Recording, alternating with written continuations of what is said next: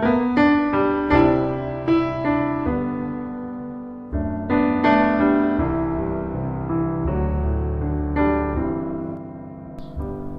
are listening to Second Chance Ministry Radio.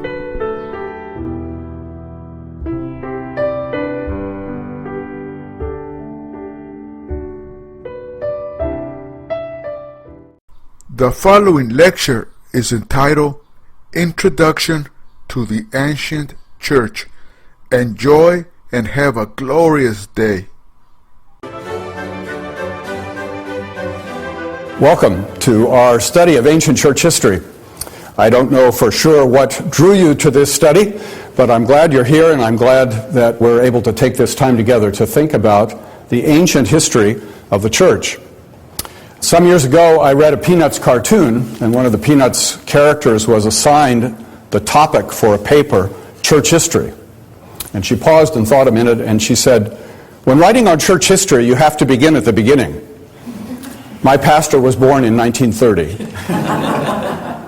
Already shows how dated that cartoon is. But that's the American attitude often, I think, that 1930 is ancient history, because most of us weren't there, and it's a long time ago. But for us as Christians, we want to bear in mind that Christ has been building his church for a very long time. In fact, one of the remarkable promises of Christ's word was, "I will build my church, and the gates of hell will not prevail against it." The church has had its ups and downs through the centuries. It's had times of great strength and great weakness, of great faithfulness and great frustration and wandering from the truth. But Christ has always fulfilled his promise that he would build his church, that he would preserve his church, and that the church would never fail. And part of the reason that we study the history of the church is so that we can enter into that promise of Christ. We can see it being fulfilled, and we can rejoice in what he has done in so many places at so many times through literally centuries and centuries. And so we're going back together to about the year 100, the time just after the apostolic age, and we're going to look at about 500 years of history, which means we're going to move really fast. I hope you're not going to feel the speed, but it means we can't cover everything. You may come with some expectations of things you'd like to learn, and we may not be able to get to them. But we're going to try to look at the key elements of what went on in ancient church history, not only to see God's work and God's faithfulness, but also to help us understand ourselves better. Because we are the inheritors of the history of the church. The whole history of the church has shaped who we are as Christians today, and has shaped the churches to which we belong today. And the better that we can understand that history, the more we can really understand ourselves. And the more we can preserve and treasure what Christians who've gone before us have learned and understood from the Word of God and in service to Jesus Christ. So that's what we're about. That's what we're hoping to do. We don't want to be Latter-day Saints. Latter-day Saints believe that the church was founded and then disappeared for a time and then was restored. And sometimes we as Protestants can think that way. There were the apostles, they founded the church, and then the church somehow disappeared and reappeared with Martin Luther. That's not what Luther believed, and it's not what we should believe. Sometimes we think about Martin Luther as having lived a long time ago, don't we? 500 years ago, that's a long time. But 500 years represents only 25% of the whole history of the church. And if we only know the last 25%, we know something very rich, profound, true, but we don't know 75% of our own family history. And that's what we want to begin to try to recapture for ourselves, what we want to try to understand. And as we go at that, looking at this ancient church period, roughly 500 years we're going to look at, the number one thing, the central thing that we ought to look for is the formation of what I call the Catholic tradition of the church. The Catholic tradition of the church. Now, some of you may well go to churches that use the Apostles' Creed in your church services. And in the Apostles' Creed we say, "I believe a holy Catholic Church." Now, some Protestants get so nervous about that word Catholic that they have changed the creed and changed it to, I believe, a holy universal church or a holy Christian church. But we shouldn't give up on that word Catholic. It's actually originally a Greek word meaning universal. When we say we believe in the Catholic Church, we're saying we're believing in that church that Christ has promised to found and preserve.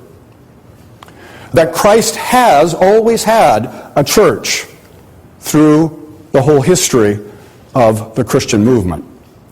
And that word Catholic belongs to us as Protestants, and that's part of what the Reformation said over and over. In fact, some of the Reformers said, if you're part of the Roman Church, then you're not part of the Catholic Church. It was a kind of clever rhetorical point to be made, because they said Roman is just one city, and one city can't be universal. And so you have to choose. You're either part of the one city church or you're part of the Catholic Church. Now, whether we want to continue to make that argument or not, it was an argument to say the word Catholic shouldn't be handed over to anybody, but should be held on to by Bible believers, because we're part of the universal church that Christ founded and he has always preserved. So when I say we want to look at the Catholic tradition of the church, what I mean is we want to look at that great heritage of Christianity, of which we are the inheritors, and that was formed in the ancient church period. Now, when I say tradition, that can make Protestants nervous too. So I'm, beginning at a difficult point. Catholic tradition, don't we want to avoid both things? No, we don't. We want to be part of the universal heritage of the church, but we also want to see an emerging tradition. A number of years ago, a scholar wrote an article in which he very helpfully pointed out the word tradition can be used in at least three different ways. It can be used to talk about a school of interpretation of the Bible, a way of interpreting the Bible. So we can think about the Reformed tradition as the way in which Calvinists interpret the Bible. Or we can think about the Lutheran tradition as the way Lutherans interpret the Bible. Or the Pentecostal tradition, the way Pentecostals interpret the Bible. None of those groups would ascribe any authority to tradition, and yet can be described as having reached a certain consensus, a certain understanding, creating a school of interpretation of the Bible. That's what I mean when I say we want to look at this Catholic tradition. Not tradition as authoritative in itself, but tradition as a way of understanding the Bible and the meaning of the Bible for the life of the church. In the ancient church itself, the word tradition would take on another meaning. And that would be the meaning that says there are teachings of the apostles preserved in the life of the church, but not recorded in the Scripture. And there were some who would teach later in the ancient church period that tradition, that apostolic tradition preserved in the oral memory of the church, has an authority that we have to honor and follow, and is added or is supplementary to the Bible. We as Protestants have rejected that notion, I think rightly rejected that notion. We'll come back to talk about it later. But that's a second meaning of tradition, that somehow tradition has an authority of its own independent of the Bible. That's not what I mean by Catholic tradition. I mean simply the universal study and understanding of the Bible as it emerged in the ancient church period. There's yet a third way in which tradition can be interpreted. It's the theory of interpretation that we find in the 19th and 20th century Roman Catholic Church, where increasingly there's a sense that new tradition can be embraced and taught as if it were ancient, but recognizing that it's not. And Rome has argued, well, you see, ancient tradition can evolve in ways that are still authoritative. And when Pope Pius IX in the 19th century was asked, how do we know what tradition is, and how do we know what authority tradition ought to have, Pope Pius IX gave a very honest answer, and he said, I am tradition. What he meant by that is, I'm the definer of tradition. I'm the only one who can really tell you what tradition is and what its authority is. That's not the kind of tradition I'm promoting here either. But we're looking at how the ancient church understood the Bible and reached a consensus about the Bible, and that's what we mean by the Catholic tradition of the church that we want to seek to understand.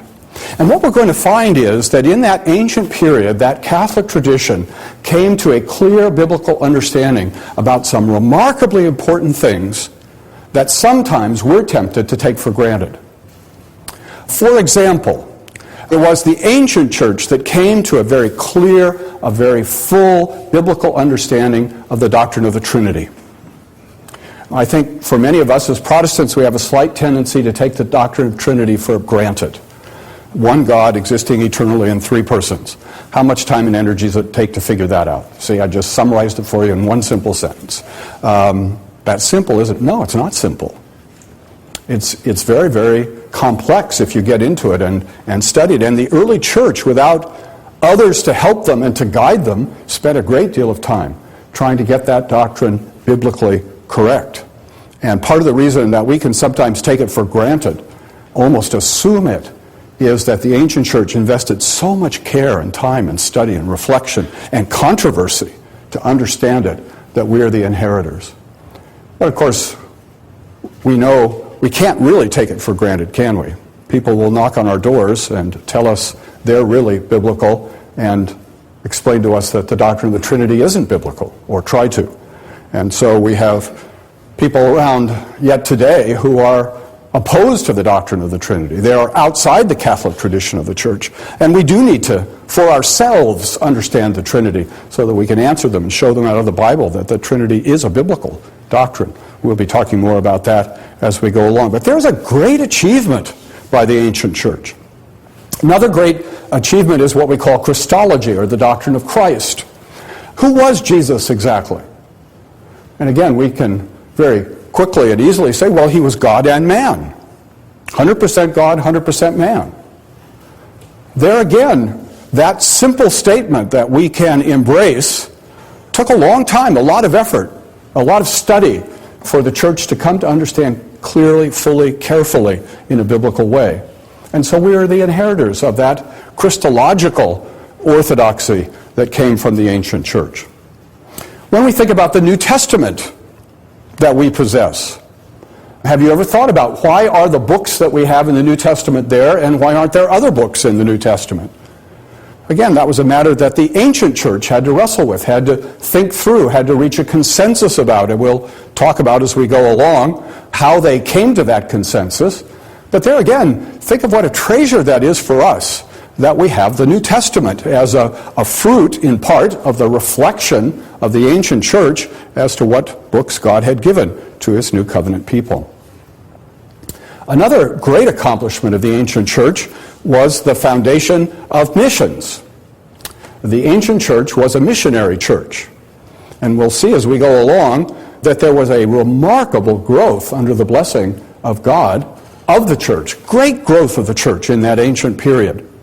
In fact, we never know whether to trust them or not, but historians tell us that the number of Christians in the world in 500 was about the same as the number of Christians in the world in 1500.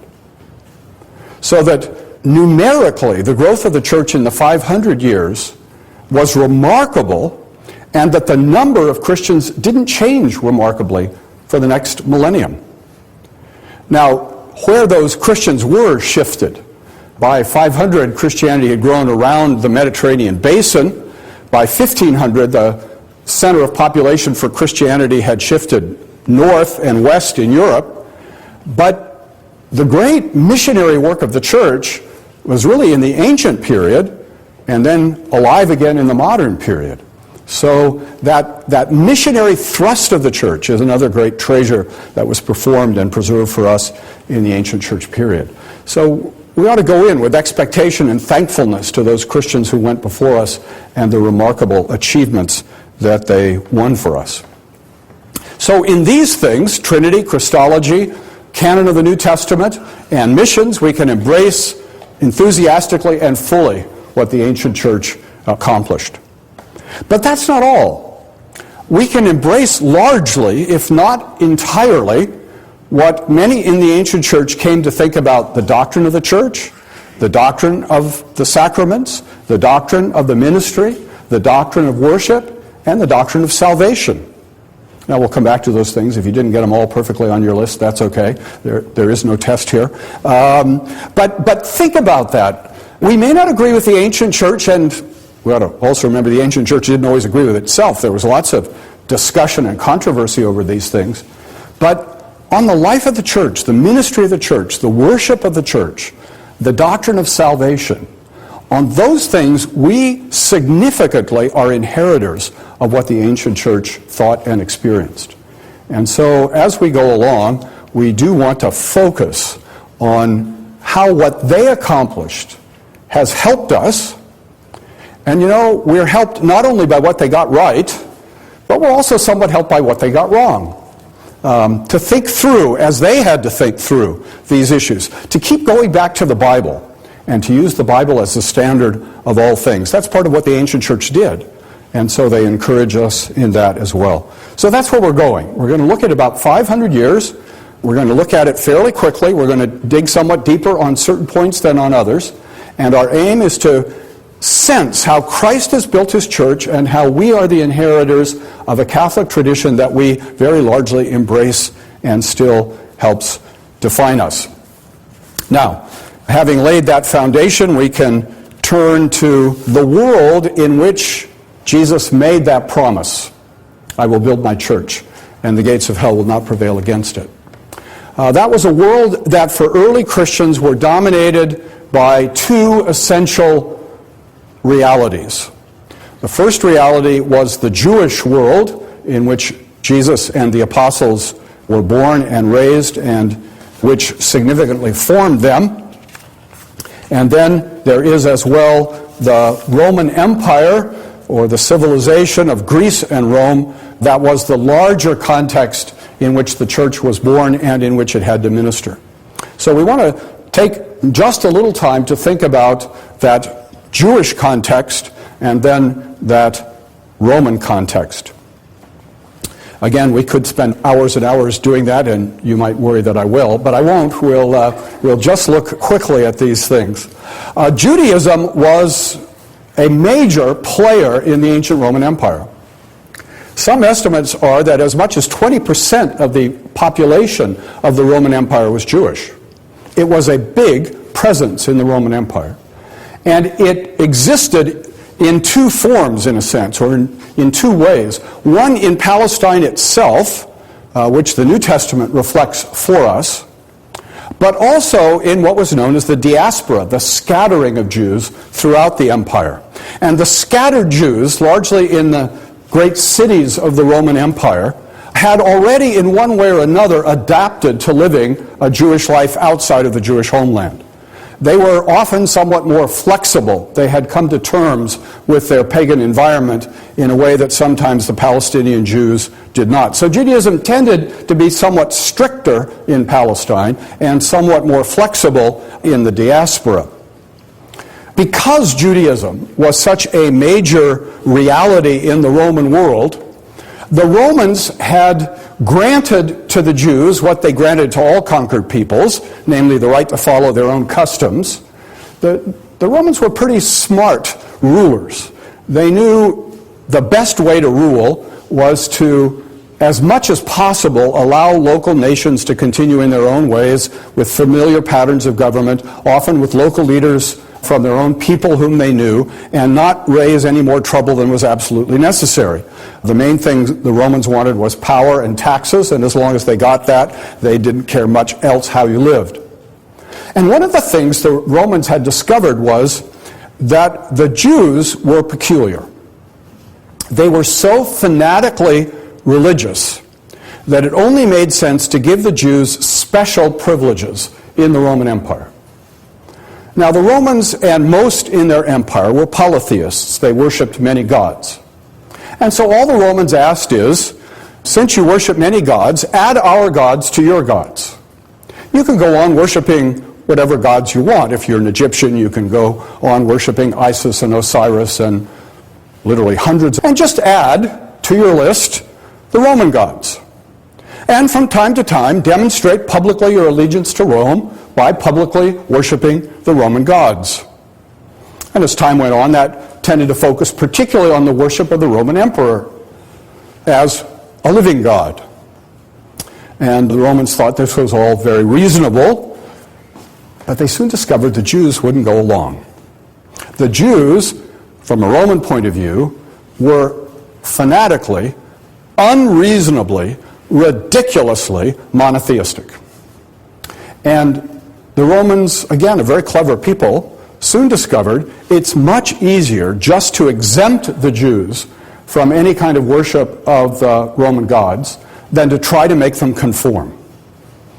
Those crazy Jews are willing to die rather than to put a pinch of incense before the statue of the emperor. What are you going to do with people like that? The only thing to do with people like that is to give them a special exemption from the law. So the Romans did. This all the way back before the coming of our Lord. The other thing the Romans did that was unusual for the Jews is that they allowed Jews all over their empire to pay the annual temple tax. Part of the way that Jews supported the whole system of the temple, the sacrificial system, the priesthood in Israel, was by paying an annual tax. And normally the Romans didn't like that because it meant tax money was all flowing from all over their empire to one place. And, you know, this wasn't paper flowing. This was gold and silver and hard currency. And they didn't much like that. They wanted the money, if it was flowing anywhere, to flow to Rome. But because of that Jewish insistence of supporting the temple, they gave a special exemption. And for that, they expected Jewish cooperation with the Roman regime. And most Jews found living under Rome relatively comfortable. They could practice their religion, they could go about their business, and Rome kept life rather stable. There were, of course, some fanatics that dreamed of a coming Messiah, that dreamed of independence from Rome, that dreamed of a golden age of Jewish freedom to come, but most were content to go along and get along. And that's the picture we find in the New Testament. That's the situation to which Jesus came. Most of the Pharisees, most of the Sadducees, most of the priests were relatively content to live under the Roman system. But there was this group, the Zealots. They were hoping for freedom. And Jesus had to begin to speak, had to begin to function in this world.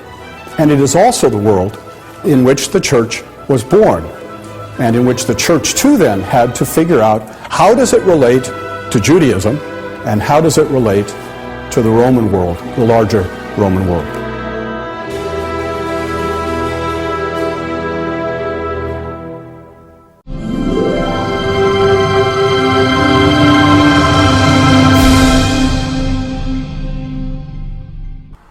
You are listening to Second Chance Ministry Radio.